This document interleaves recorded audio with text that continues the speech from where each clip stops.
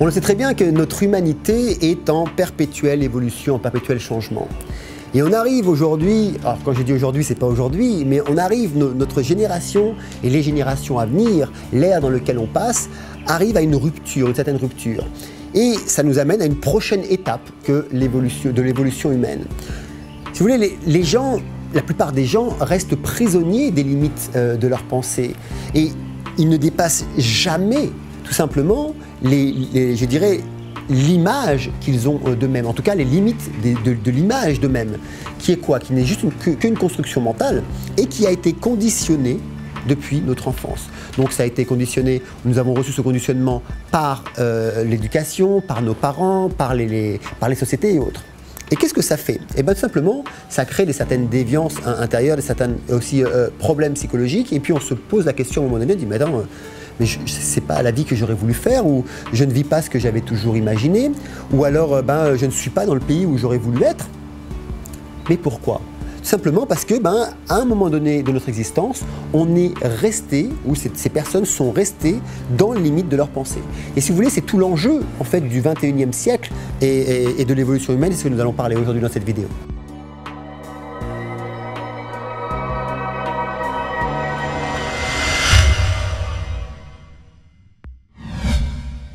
Bonjour à tous les Soulminders et bonjour à tous ceux qui venaient nous rejoindre sur cette chaîne. Je m'appelle Michael Deniso et je suis le fondateur de Soy Nomade et aussi le fondateur de l'école de coach holistique Créascent et le fondateur du programme de Self Mastery, la maîtrise de soi, Self Mastery Academy.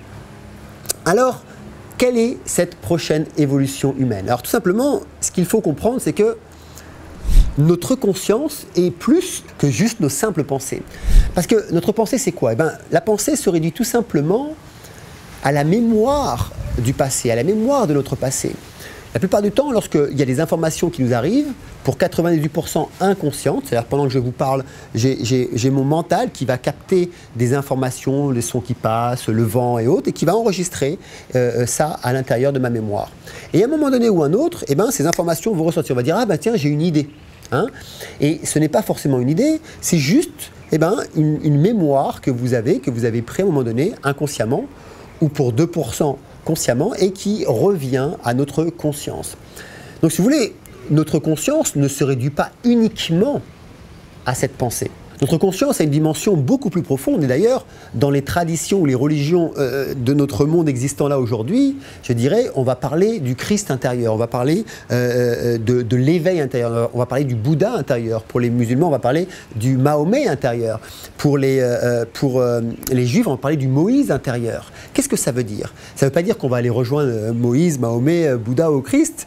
Ça veut tout simplement dire qu'on va aller à l'intérieur de nous-mêmes, dans le lieu le plus profond, dans notre conscience profonde. Et on va aller dans cette conscience, dans cette grande conscience qui est au-delà de la pensée, qui est bien derrière la pensée. À l'inverse, si on reste dans sa création mentale, on a une vie de souffrance. Pourquoi? Parce que notre création mentale est uniquement liée à notre passé. C'est-à-dire qu'on reste enfermé, on a l'impression de vivre dans une prison.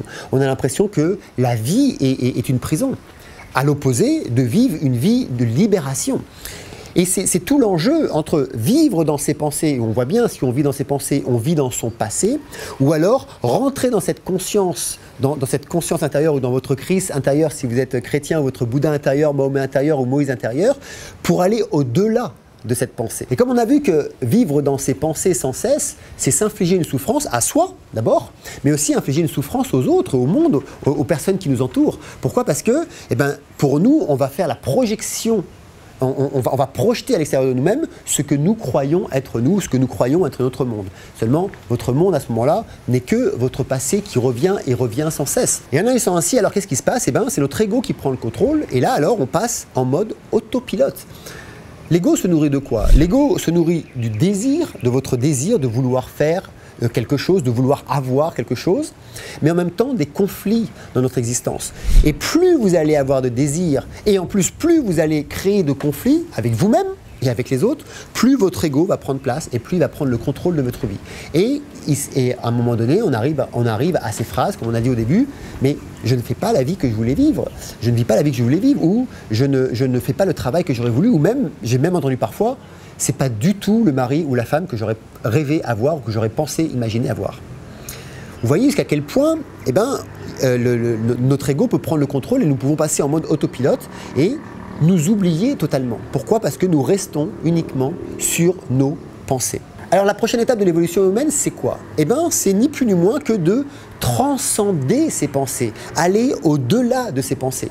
Alors c'est facile de me dire, Mika, c'est bien, c'est gentil, c'est super beau ce que tu dis, mais qu'est-ce que ça veut dire aller au-delà de ses pensées? Qu'est-ce que c'est de transcender ses pensées? Alors ceux qui me connaissent et qui font des séminaires avec moi le savent très bien, je vais droit au but et j'aime donner des exercices directs et pratiques pour pouvoir appréhender et bien comprendre les concepts ou les concepts philosophiques, là, comme on est en train de faire là, comme on est en train de parler, ou des concepts psychologiques. C'est ce qu'on va faire là aujourd'hui. Je vais vous proposer un exercice, là maintenant, qui va être très simple. Tout d'abord, observez vos pensées, c'est ce que vous avez là, mais observez-les juste en tant que pensées, c'est-à-dire que ne vous attachez pas à ces pensées, ne vous identifiez pas à ces pensées.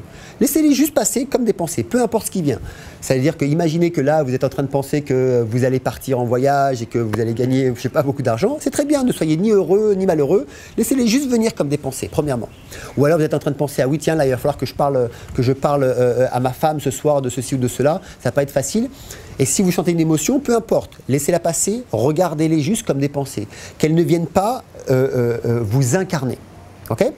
Ça, c'est la première étape. La seconde étape, c'est d'observer les schémas réactionnels qui se produisent lorsque ces pensées arrivent.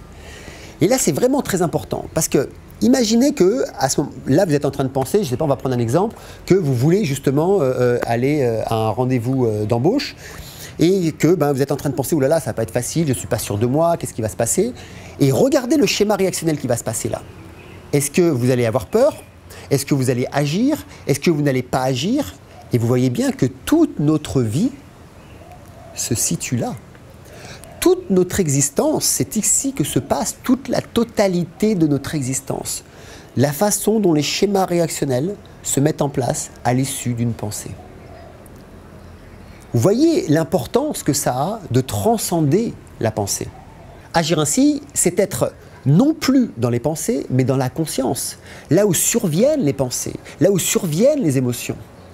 Et vous voyez bien qu'il y a une grosse différence entre être ces pensées et s'identifier à ces pensées, les laisser nous incarner, même ces émotions, s'identifier à ces émotions, et donc ne pas agir par rapport à une émotion ou une pensée, ou alors être dans la conscience, là où le lieu où viennent les pensées, le lieu où viennent les émotions.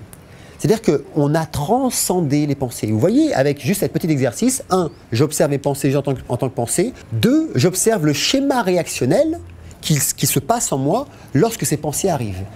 Parce que, rappelez-vous, c'est ici et seulement là que se déploie la totalité de votre vie.